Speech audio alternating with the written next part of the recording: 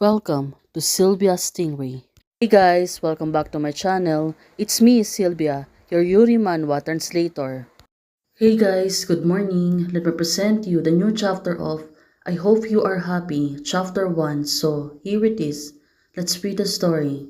First chapter is on the hospital. Susing, your illness is related to emotion. You have to make more friends, and it's good for your body to keep a happy mood. Nurse is talking to her. Now, Susing said to her, well, okay, you need to make more friends. Have a heart-to-heart talk. Oh, that was really tough.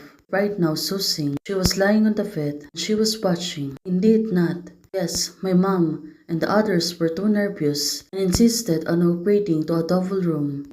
Well, this girl, but the double ward is the best ward in the Pingji hospital. I was also fortunate to experience it once. Oh, it seems that this girl is really a happy person. Although right now, Susing she suddenly see Yu Shao. She came into the room. Two of them are having first impression. Yu Su to Su Chang.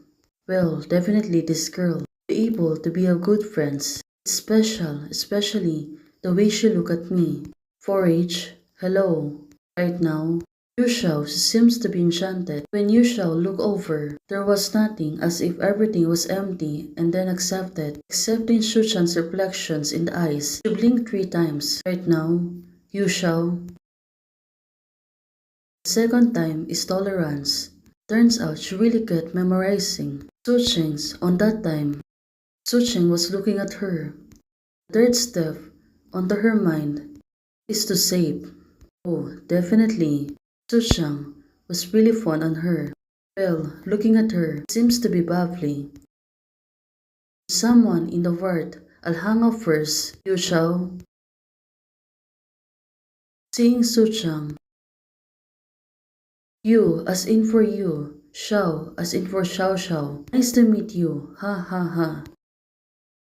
Although Suchang at this moment said to her that her name is Susang. Well, definitely. He seems to be a perfect. Although Yu Shao seems to be bubbly. Oh my god, what I'm talking about. I didn't expect to meet such a well-dressed beauty. It seems that Yu Chang, she was really rattled. She turned back away from her and went to her own bed so she can fix everything. Well, definitely this girl. She seems to be a happy person. Like a little Christmas tree. Right now, she was humming. Well, definitely. She really want to fix her things.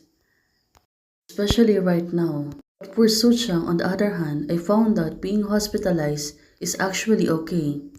She was holding a glass. Well, it is a milk or coffee. Right now, you shall. Not everyone has it. The bed next to me doesn't have it. Suchang, she seems to be happy, talking on her phone. And the wards are so high-end now. Definitely, she was really happy. For Sushang, it seems that everything looks normal to her. You can also order food. You can taste it tomorrow. But right now, Suchang, she was sighting to see Yushao. It seems that everything, she looks really satisfied. Oh, this girl.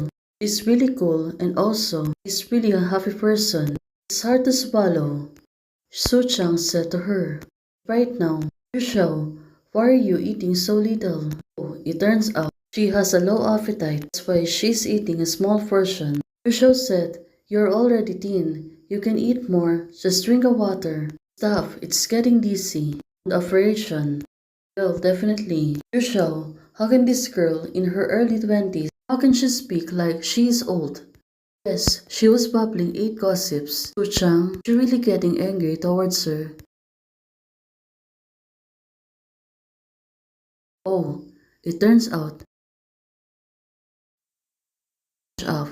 Days of hospitalizations were boring, but Yushao was exceptions. Well, when Yushao came in, of course, she's not getting bored.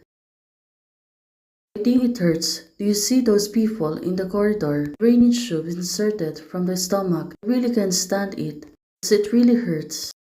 Well, it seems to be always to change into an interesting image, which makes Susing feel wonderful after the food has been finished 100 small theaters. Oh, this too. It's time for her surgery. How does the nurse pay Muriel? Don't come in, being prepared for surgery. Xiao, is she really scared? But right now, it seems that she feels something and said it was so hot since she was covered so much. Wait, allies, my clothes are asked to take care of you. I am here right now, Yu Shao said to her. Well, definitely. She was really scared. Did you see it? Yu Shao said to her, but it was Su Chang. He was avoiding eye contact with her. Help me, I never been seen in my anything. What about the department?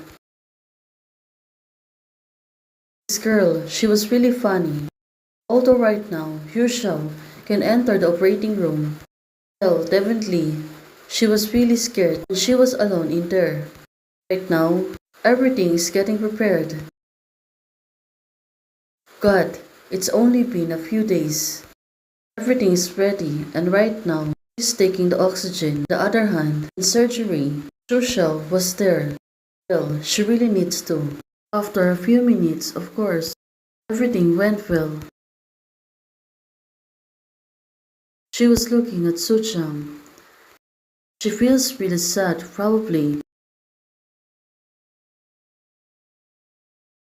But right now, it seems that even though she wanted to stare from her, Zhu Xiao, she was staring at Su Chang. Although Su Chang was trying to bypass on her, she was still staring at her. Su Chang, she was dreading to avoid her. Well, they're really cute. Although at this moment, definitely it was Su Chang who needs to sit down beside her, right?